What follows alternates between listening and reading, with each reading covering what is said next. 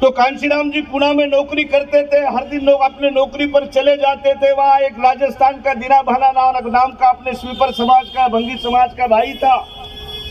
वो एक आंदोलन चला रहा था। क्या आंदोलन था? आंदोलन था बाबा साहब के जयंती का और बुद्ध के जयंती का। सरकार किसकी थी? कांग्रेस की। आजकल कांग्रेस वालों को बाबा साहब के बहुत सपने आ रहे हैं।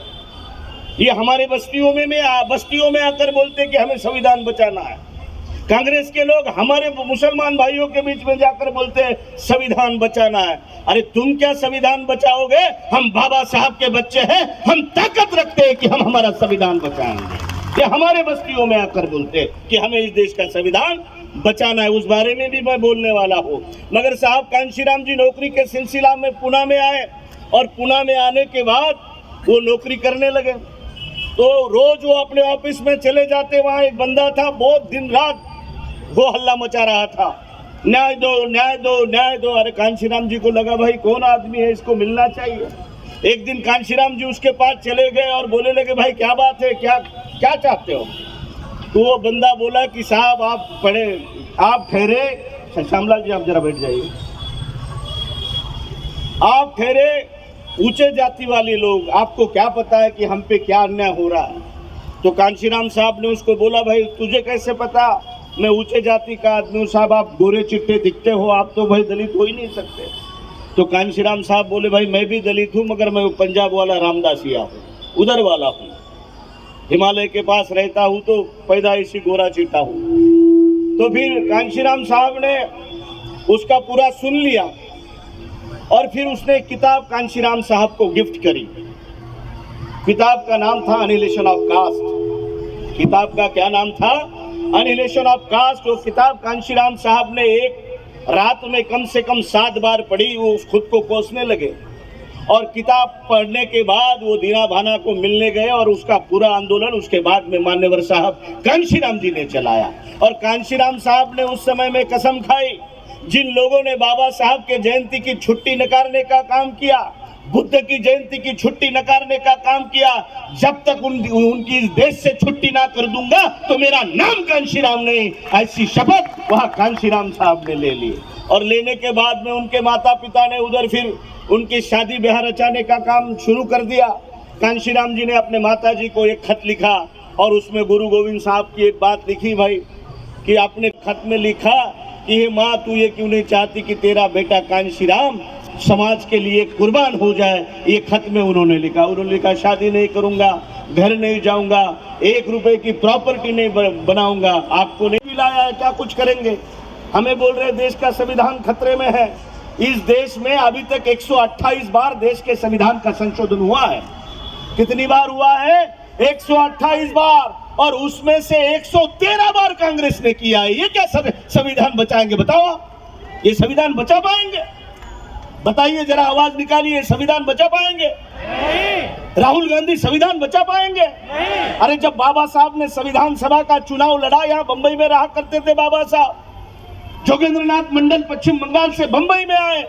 उन्होंने बाबा साहब से विनती करी, बाबा साहब आप चलिए, हम आपको चुनकर देंगे और भारत के संविधान सभा का मेंबर बनाएंगे। बाबा साहब उनकी बात मानकर उधर चले गए पश्चिम बंगाल में। जयसोर और खुलना नाम का एक कॉन्स्टिट्यूंसी था, वहां बाबा साहब खड़े रह गए। बाबा साहब वहां भारी वोटों से जीत गए। अरे वही कांग्रेस है। नीले झंडे के लिए सोचना है, हाथी निशान के लिए सोचना है, क्योंकि ये बाबा साहब का निशान है। किसका निशान है? बाबा साहब का निशान। बाबा साहब ने उनके जिंदगी में 2 बार चुनाव लड़े और दोनों बार काहे पे लड़े? अरे आवाज आने दो भाई। काहे पे लड़े? यूपी में सरकार काहे पे आई? तो इस पार्लियामेंट का एमपी कौन से चिन्ह पे चुनाव जीत कर जाना चाहिए? किस पे? एमएलए किस पर जीत के जाना चाहिए? आपको हाथी की ताकत बढ़ानी होगी। अगर आप हाथी की ताकत बढ़ाएंगे, बहन मायावती जी अपने आप मजबूत हो जाएगी। आप बहन जी के भाई हैं, आप बाबा साहब के शेर हैं, आप कांशीराम साहब के कार्यकर्ता है। हम मरते दम तक रहेंगे, कार्यकर्ता रहेंगे कि नहीं? मैं एक जमाने में अध्यक्ष हुआ करता था, बहन जी ने मुझे उपाध्यक्ष बनाया। बहुत लोगों को लगा ये उपाध्यक्ष बन गया तो भाग जाएगा। मैं कांशीराम साहब के जयंती के मौके पर कसम खाता हूं, मर भी जाऊंगा तो बहुजन समाज पार्टी छोड़ के कहीं नहीं जाऊंगा। मैं मर भी जाऊंगा तो बहुजन समाज पार्टी छोड़ के कहीं नहीं जाऊंगा। मैं बाबा साहब का बच्चा हूं। जो बीएसपी को खत्म करने की सोच रहा है, हाथी पर बैठ के उसके छाती पर अगर हाथी खड़ा नहीं किया तो मेरा नाम भी संदीप तांडे नहीं है। संदीप तांडे साहब आप संघर्ष करो, हम तुम्हारे साथ हैं। कांशीराम साहब कहा करते थे कि मैं बड़ा कार्यकर्ता हूं, अब छोटे छोटे कार्यकर्ता हूं। मैं आज आपको बता रहा हूं कि मैं छोटा कार्यकर्ता हूं और आप सब भी छोटे कार्यकर्ते हैं। हमें बहन मायावती जी को बड़ा बनाना है, किसी हरे गहरे नत्थु खैरे को नहीं। हमें ताकत बहन मायावती जी को देनी है। बहुत लोग आएंगे, बहुत लोग बोलेंगे हम आपके जाति के हैं। इधर का मेंबर ऑफ पार्लियामेंट भी बोलता है जब चुनाव आता है चमार बन जाता है। भाई चुनाव गया चमारी गई। मैं भी महार हूं। जो लोग केवल चुनाव में आते हैं और जात बताते हैं, राम सुमेर जी इस बार उसकी धोती पकड़ लो, नंगा भाग जाना चाहिए, दिखना नहीं चाहिए इधर। आप कसम खाओ, कसम खाते हो कि नहीं? कौन कौन खा रहा है भाई कसम बताओ? जो लोग बाबा साहब का नाम लेकर एकनाथ शिंदे का काम करेंगे, आप उसको सह लेंगे क्या? नहीं। बाबा साहब का नाम लेकर उद्धव ठाकरे का काम करेंगे, सह लोगे क्या? नहीं। इस बार बाबा साहब का नाम लेकर हमें बाबा साहब का काम करने वाले लोग हाउस में भेजने हैं कि नहीं? अगर हमें बाबा साहब के नाम पर हाउस में जाना है तो सबसे पहले हमें ना बिकने वाला समाज बनाना पड़ेगा। क्या बनाना पड़ेगा? ना बिकने वाला समाज। कांशीराम जी का पूरा जीवन अपने समाज को ना बिकने वाला समाज बनाने के लिए खर्च हुआ है। किसके लिए खर्च हुआ है? ना बिकने वाला समाज बनाने के लिए। और मुझे विश्वास है आप धारावी में वो धुआंधार आंधी लाएंगे जिससे राहुल गांधी भाग जाएगा। वो धुआंधार बाबा साहब के विचारों की आंधी लाएंगे जिससे गांधी भाग जाएगा और बाबा साहब अंबेडकर का विचार इस महाराष्ट्र में ने इस देश के कोने कोने में पहुंचने का काम करेगा। जाते जाते मैं आप सब लोगों को कांशीराम साहब के जयंती की शुभकामनाएं देता हूं। मेरे साथ आपको नारे देने हैं जो आप बड़ी ताकत के साथ देंगे। मान्यवर कांशीराम जी अमर रहे, दोनों हाथ उठाकर भाई, मेरी माँ भी, मेरी बहनें भी, मेरे सब छोटे बड़े भाई, मान्यवर कांशीराम जी अमर रहे, मान्यवर कांशीराम जी अमर रहे, मान्यवर कांशीराम जी अमर रहे, मान्यवर कांशीराम जी अमर रहे।